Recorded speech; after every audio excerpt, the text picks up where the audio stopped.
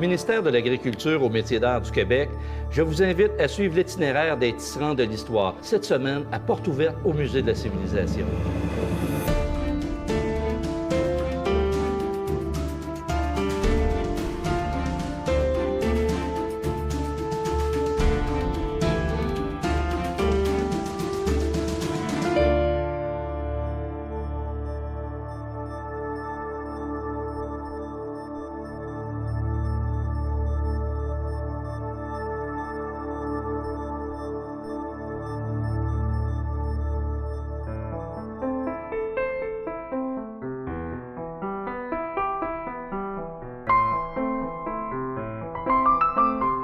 Alors, nous sommes présentement dans l'école atelier de la Maison des métiers d'art du Québec. On est dans un bâtiment très contemporain, très moderne, et on est dans le voisinage des grandes entreprises de multimédia telles que Ubisoft, CGI et aussi des grandes maisons d'enseignement comme l'Université du Québec, l'ENA. Donc, on est au cœur de l'innovation. C'est le quartier Saint-Roch, le nouveau Saint-Roch à Québec. Alors, dans ce milieu effervescent, évidemment, cette école d'enseignement des arts du textile ne date pas d'hier. On va voir qu'il y a une longue tradition et on va aller rencontrer justement le conservateur Michel Laurent, qui est le responsable de la collection textile du Musée de la Civilisation, qui, lui, va nous parler des débuts de cette longue tradition. Et par la suite, on va revenir au Centre de formation des métiers d'art. On va rencontrer Valérie Bédard, qui est enseignante et qui, elle, va nous parler justement comment cette tradition-là survit et comment on est projeté dans l'innovation par son enseignement.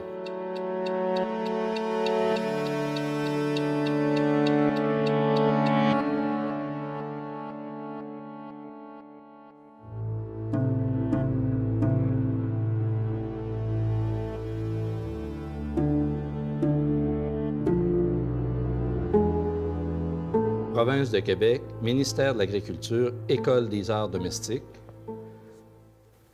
Et ici, sur l'étiquette, on voit le numéro 83 1336. C'est le numéro d'acquisition de la pièce, mais 83, c'est l'année d'acquisition de cette pièce-là, qui est un vase qui s'intègre à la grande collection qui nous a été offerte par le ministère de l'Agriculture en 1983. C'est plus de 1000 pièces, dont à peu près 30 est constitué de céramique, tel qu'on le voit là. Puis ce qu'on voit ici, c'est toute la collection de la céramique de Beauce. Et il faut se remettre dans le contexte de cette collection-là. C'est la formation des écoles ateliers, c'est la relance de l'artisanat. Et on a mis sur pied différentes écoles ateliers. Et ça, céramique de Beauce, ça concerne tout le volet, justement, de la poterie. Et la collection de référence, ça, c'est un vase plutôt de forme chinoise. L'idée, c'est que les artisans aient des modèles afin de créer, afin d'innover et de relancer une nouvelle poterie, si on veut.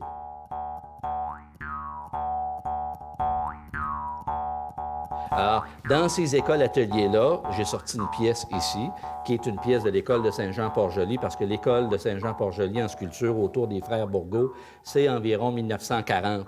Et la pièce est assez représentative puisqu'elle a été faite par Médard Bourgault.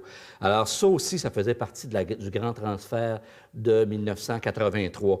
Mais ce transfert-là, en 83, le volet le plus important, c'est sur les arts textiles et c'est ça qu'on va aller voir avec le conservateur Michel Laurent. Il va nous entretenir sur l'importance de la collection textile qui a été versée lors de ce dépôt en 1983.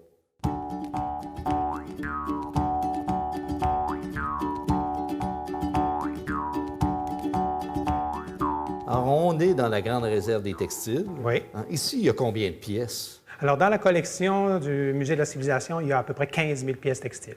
15 000 pièces textiles. 15 000 pièces textiles, incluant les tapis, les couvre-lits, les costumes, bref, tout ce qu'il y a comme fibre textile. Les accessoires, les chapeaux, tout le domaine de la chapellerie. Ouais. Et bien sûr, la collection du ministère de l'Agriculture dont on va parler, c'est à l'intérieur de ces 15 000 pièces-là. Tout à fait. Alors, c'est une collection particulière qui a été offerte en 83 et en l'an 2000, qui compte en autour de 1600 pièces. OK. Mais tout le mobilier de conservation, tout ce qu'on utilise comme produit, c'est particulier à cette réserve-ci. Oui. Alors, tout le mobilier a été construit spécifiquement selon les demandes des conservateurs pour pouvoir entreposer les objets. Alors, on a ici, par exemple, un type d'entreposage pour les grands textiles, les textiles plats. Alors, on retrouve là-dedans, une très belle collection d'ornements religieux. Alors, c'est la plus ancienne collection que l'on ait dans les collections du musée. On est dans le 17e? On est dans la fin du 17e avec le début du 18e siècle. C'est vraiment une collection exceptionnelle. C'est unique. Ah, c'est unique, vraiment. Là. Et ça provient de la fabrique de l'Église Notre-Dame de Québec. Tout à fait. La cathédrale. Oui. Alors, d'autres types d'entreposage. Alors, ici, on a des chapeaux. Les boîtes en coroplast. Des boîtes en coroplast. Alors, on peut voir ici les numéros qui correspondent aux objets, à l'entreposage. Alors, pour chacun des chapeaux, il y a une structure à l'interne qui vient de supporter. Alors, il n'y a pas d'affaissement possible. Donc, une bourrure de papier de soie, comme une on le bourrure voit de là. papier de soie ou encore une forme en faume, qui va lui permettre de se dépendamment de l'état de conservation de la pièce. Alors, on peut regarder peut-être ici une pièce, justement, qui nous vient du ministère de l'Agriculture. Ah, OK, bien oui. Alors, cette très belle ceinture fléchée. Alors, cette ceinture fléchée-là, qui a été collectionnée par le ministère, avait été faite par une de ses artisanes, une de ses techniciennes. On parle bien de celle-ci. On parle de celle-ci, oui. Alors, celle qui a du rose fait partie de la collection du ministère de l'Agriculture. Alors, même si la fibre est quand même assez fine, elle est vraiment plus grossière que celle qui était juste à côté, où on peut voir une ceinture du 19e siècle. Alors, si je mets l'une contre l'autre les deux ceintures fléchées, on peut voir que celle du 19e siècle a une fibre qui est beaucoup plus fine que celle du 20e siècle. Et c'est de la laine dans les deux cas. Et c'est de la laine dans les deux cas. Donc, on est véritablement dans le 20e siècle, alors que celle-ci est plutôt dans le 19e. Tout à fait. Alors, on peut voir la différence entre l'ancien et le nouveau. Ben oui. Les couleurs. Alors, la couleur est différente, mais aussi la fibre qui est beaucoup plus fine que la fibre actuelle. Absolument. Alors, c'était une de ces artisanes qui avait appris la technique pour en faire la diffusion. OK. Alors, cette technique-là est une technique qui avait pratiquement disparu.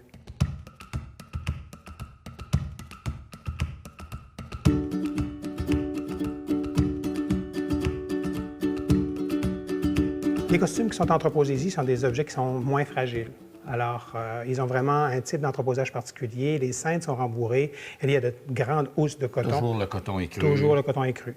Par contre, les objets plus fragiles sont dans les tiroirs.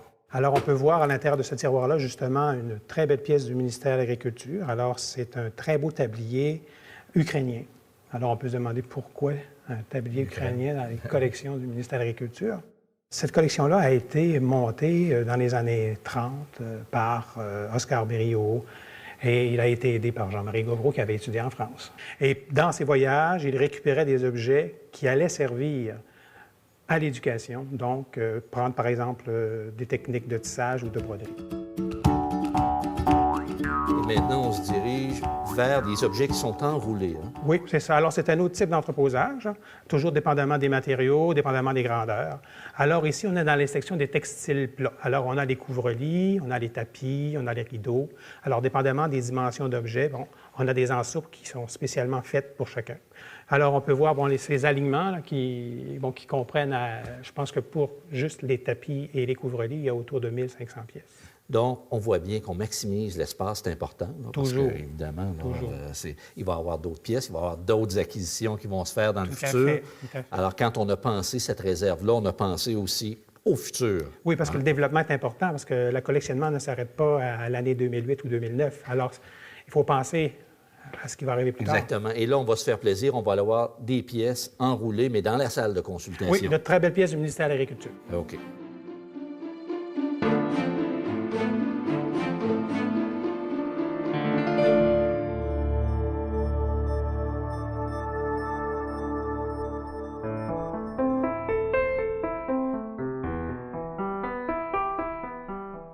Alors, c'est une courte pointe qui est un petit peu particulière de par sa technique de fabrication.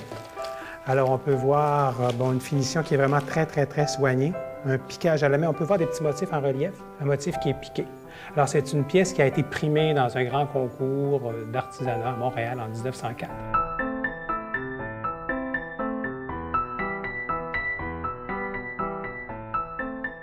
Alors, c'est vraiment une pièce qui est annonçatrice de ce qui va se passer dans tout le grand mouvement de relance des arts domestiques. Tout à fait. Elle ferait pratiquement la synthèse de ce qui allait arriver dans les années futures. Alors, cette pièce-là, qui est vraiment une pièce très traditionnelle, va servir d'exemple, justement, au ministère de l'Agriculture pour l'enseignement des différentes techniques qu'ils ont utilisées. Il faut dire que 1930, dans lequel s'inscrit cette pièce-là en termes de contexte économique, c'est assez particulier parce qu'on a terminé la Grande Guerre, la Première Guerre, et on est à l'aube de la grande crise économique.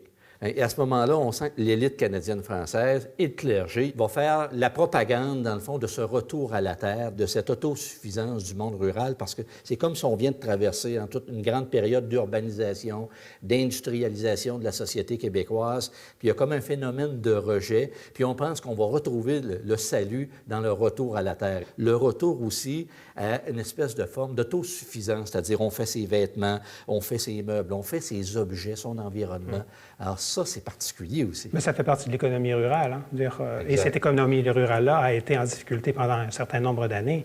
Et c'est avec l'arrivée du ministère de l'Agriculture et du ministère du Tourisme qui vont créer les différents réseaux à travers la province que va se développer tout un réseau d'artisans et qui vont amener de l'argent à ces artisans-là pour pouvoir survivre. Quand on dit là, la collection du ministère de l'Agriculture, cette collection-là a été constituée par un homme. Oui. Alors, c'est-à-dire qu'il y a plusieurs personnes qui ont participé, mais Jean-Marie Gauvreau et Oscar Berriot sont les deux personnages qui ont participé à l'élaboration. OK, à l'élaboration. Oui. Sur pratiquement 20 ans, on a 20 ou 30 collectionné. ans, oui, et ils ont recueilli des objets pas seulement québécois, ils sont allés à travers le monde recueillir des objets de différentes provenances.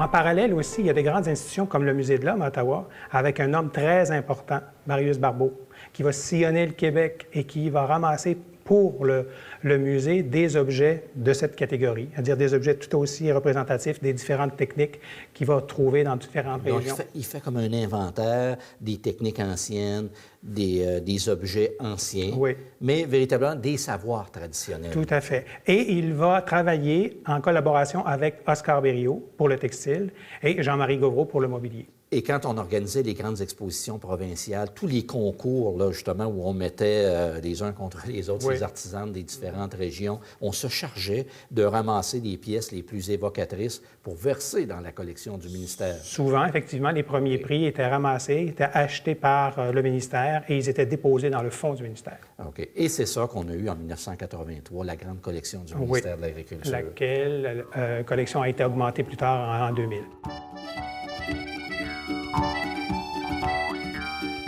Alors voilà, c'est une pièce assez exceptionnelle. Alors c'est une pièce qui est en lin. Alors un lin domestique qui a été cultivé, travaillé en région.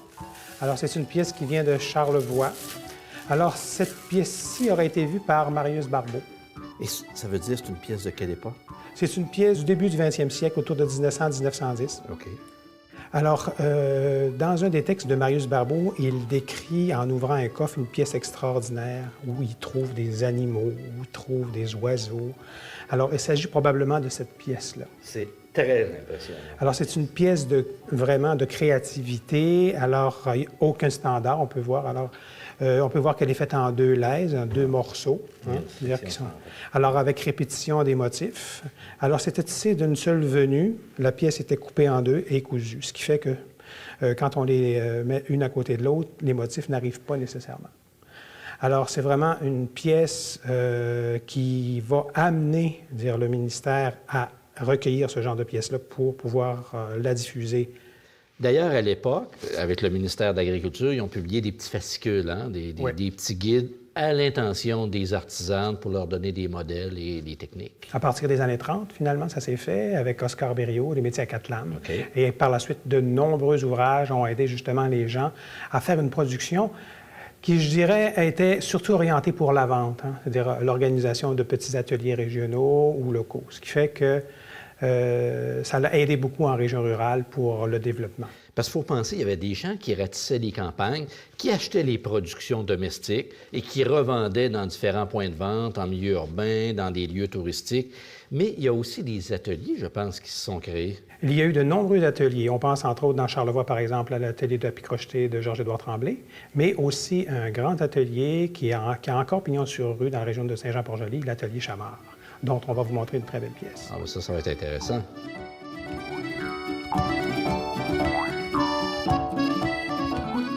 Alors, cette magnifique pièce a été faite par Mme Chamard, et Mme Chamard ne connaissait pas la technique. Alors, elle aurait apprise d'elle-même à partir d'éléments qu'elle avait vus dans Charlevoix. Okay. On disait à l'époque que les Charlevoisiennes gardaient vraiment très jalousement le secret de la confection de la couverture boutonnée. Parce qu'elle commercialisait, elle, sa production. Elle commercialisait, C'est effectivement. pour ça qu'il y avait encore un secret qui s'imposait davantage. Bien, on ne voulait pas, effectivement, refaire sur la rive sud ce qui se faisait sur la rive nord. OK. Et c'est pour cette raison-là aussi que Mme Chamard a créé ses propres motifs décoratifs, très différents de ceux de la Côte-Nord. Mais on est toujours dans la technique de la boutonnée. Toujours dans la technique de la boutonnée, sauf que les motifs sont très différents. On voit là-dedans quelque chose de beaucoup plus contemporain. Alors, les motifs qui sont vraiment très différents des motifs traditionnels qu'on trouvait, par exemple, dans la région de Charlevoix. OK. Bon, évidemment, on voit le sapinage. Ça, c'est très typique de la production de Charlevoix. La production charlevoisienne, sauf que l'interprétation est vraiment très différente. Dans Charlevoix, le sapinage est vraiment un élément central ou qui peut décorer les bordures, alors que là, c'est vraiment faisant partie intégrante de la composition. Puis si on revient à tout ce mouvement, puis toute cette collection du ministère de l'Agriculture, on peut dire qu'on a ici une illustration assez parfaite de la réussite des intentions qui ont guidé les gens qui ont mis en place les ateliers et tout ce mouvement de renaissance des arts domestiques. Tout à fait. Alors, de ces ateliers de l'époque, il n'en reste pas beaucoup. Charlevoix, avec Georges-Édouard Tremblay, a fermé son atelier il y a quelques années. Il ne reste pratiquement que Mme Émilie Chamard sur la Rive-Sud. Et justement, l'atelier Chamard, qui maintient cette tradition-là, un peu malgré elle, parce qu'il en reste, c'est le dernier atelier, qui est toujours en place. Et on va aller voir Mme Valérie Bédard, qui est une enseignante au Centre de formation des métiers d'art, comment eux, ils réutilisent la tradition, comment ils continuent à faire vivre la tradition des métiers artisanaux dans le domaine du textile.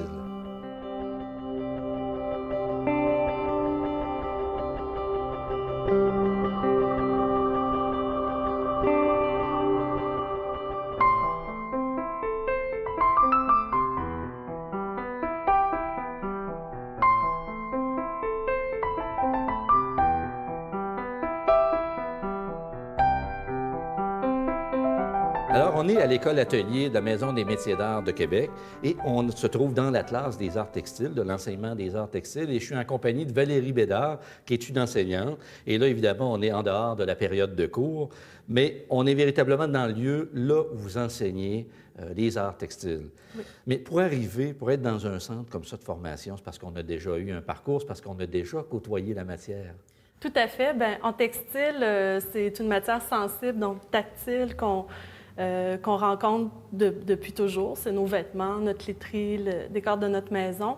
Puis moi, j'ai baigné dans un environnement encore plus pointu dans le textile parce que ma grand-mère et mon arrière-grand-mère étaient membres des cercles des fermières. Notre mystère. Oui, exactement. Puis à travers toute mon enfance, je les ai vus travailler le crochet, la maille, nous faire des petits vêtements. Puis jusqu'à maintenant, ils continuent de me faire des petits vêtements pour mes enfants, etc. Donc cette sensibilité-là est issue d'une tradition qui date de l'époque de mes grands-mères. Okay. Alors, oui. C'est ça, vous avez véritablement baigné dans cette atmosphère où on récupérait les textiles, où on les transformait, où on fabriquait ce qu'on avait besoin, la matière qu'on avait besoin au niveau des matériaux de recouvrement. C'était fait chez soi, ça. Oui, tout était fabriqué à la maison. Dans chaque maison, on retrouvait un beau métier à tisser installé dans le salon ou dans le sous-sol. Tout le monde prenait part aussi à la tradition du tissage. Souvent, les enfants aussi participaient. On récupérait tous les matériaux qu'on pouvait. Évidemment, même, c'est difficile maintenant de trouver des vêtements de cette époque-là parce que tout a été découpé en lanières et inséré dans les catalogues. Puis, jusqu'à aujourd'hui, les techniques de tissage ont été gardées, conservées, c'est-à-dire les façons de faire, mais les matériaux et l'apparence, finalement, esthétique changent. On sait traditionnellement, les artisans confectionnaient pour eux ou pour la vente aux touristes, la vente en kiosque, mais vous, à quoi sont destinés les étudiants? Les étudiants souhaitent principalement devenir travailleurs autonomes puis gérer leur atelier de confection. Ils vont faire eux-mêmes la production, la recherche et la diffusion de leurs objets. Puis maintenant, on a un très beau réseau au Québec puis aussi ailleurs dans le monde de salons de métiers d'art. Donc, c'est des endroits qui sont hautement fréquentés par des gens qui ont beaucoup de goût pour les choses raffinées, pour les métiers d'art, donc qui sont prêts aussi à payer un prix juste pour les objets, puis ils vont les procurer finalement auprès des artisans. Il y a quelque chose qui m'a fasciné ici, justement dans l'utilisation de la matière, et ça, c'est tout à fait extraordinaire, c'est l'utilisation de bandes magnétiques. Oui, de cassettes audio, des anciennes cassettes audio. Oui. Donc, on prépare une bobine avec la cassette, on remplit notre bobine avec la bande audio magnétique.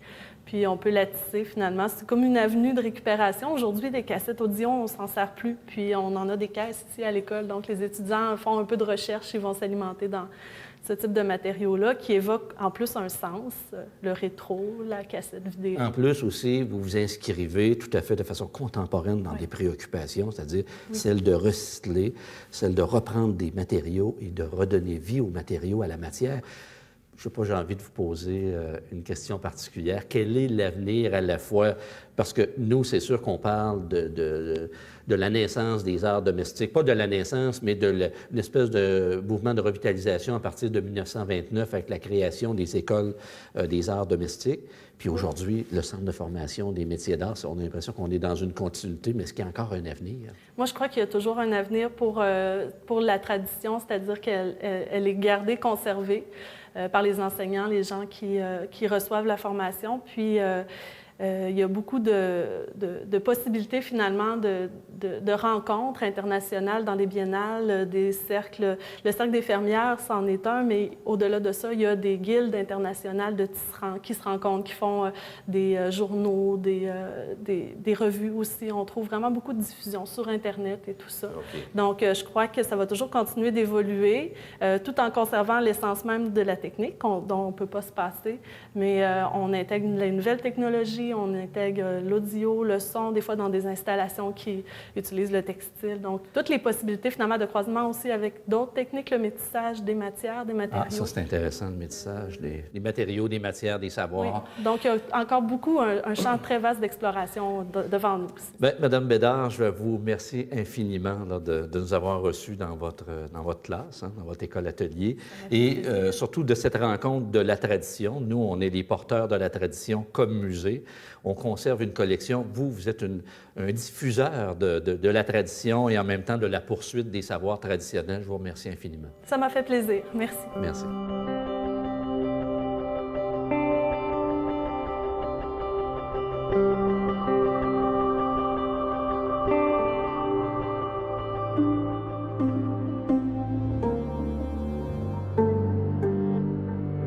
Alors, nous sommes présentement dans l'exposition Territoire, qui est une exposition permanente du Musée de la civilisation, qui est consacrée à l'histoire du territoire, à l'histoire de la géographie du Québec. Et à l'intérieur de cette exposition-là, il y a une zone qui est consacrée au développement du tourisme, à la villégiature. Et précisément, on vient voir une pièce qui est de la collection du ministère de l'Agriculture. Alors, il s'agit d'une tapisserie de Georges-Édouard Tremblay. Cette tapisserie-là est assez significative parce que puisqu'on est dans la zone du développement du tourisme et de la villégiature, elle est importante parce que toute l'intervention qu'on a fait à l'époque afin de valoriser l'artisanat, afin de valoriser les métiers traditionnels, eh bien, c'était aussi dans l'objectif de créer un artisanat qui se destinait à l'industrie touristique. Et Georges-Édouard Tremblay, lui, était plutôt dans cette orientation-là, parce qu'évidemment, il avait relancé l'artisanat purement de ceux qui faisaient un travail à la maison, mais il y a ceux qui voulaient en vivre. Et Georges-Édouard Tremblay a réussi à vivre par son atelier-école de son produit. Alors, il commence vers les années 1930, Georges-Édouard Tremblay, à produire des tapis. Il s'est marié avec une jeune femme qui produisait des tapis à l'époque. Et lui, puisqu'il était un artiste peintre aussi, il s'est mis à enjoliver ces tapis-là. Et du tapis au sol, il en a fait une tapisserie murale. Et graduellement, avec sous, je dirais, les conseils d'Oscar Berriot, qui était à la fondation des Écoles des arts domestiques en 1929, il a conseillé à Georges-Édouard Tremblay de se perfectionner et d'aller un peu plus loin dans sa démarche. Quand on voit le pourtour noir, c'est très facile d'identifier ça à Georges-Édouard Tremblay, à son atelier. C'est une des caractéristiques. Et d'ailleurs, on voit ici toujours GET. Alors, ça, c'est l'atelier de Georges-Édouard Tremblay. Il a réussi à développer un produit très original, un produit qui se vendait bien aux touristes à l'époque. On peut dire que Georges-Édouard Tremblay, comme l'atelier de céramique de la Beauce, comme l'atelier de sculpture de Saint-Jean-Port-Joli, a réussi à mener à terme, dans le fond, le projet de ces écoles-ateliers tel qu'elle a été pensée, rêvée par l'élite de l'époque, et tout son projet a été accompli, et qu'aujourd'hui, on a un produit qui s'appelle les tapisseries de Georges-Édouard Tremblay. On la retrouve ici en exposition, qui était véritablement un témoignage, une mémoire de cette période-là, et ça a été tout à fait réussi comme projet d'école-atelier.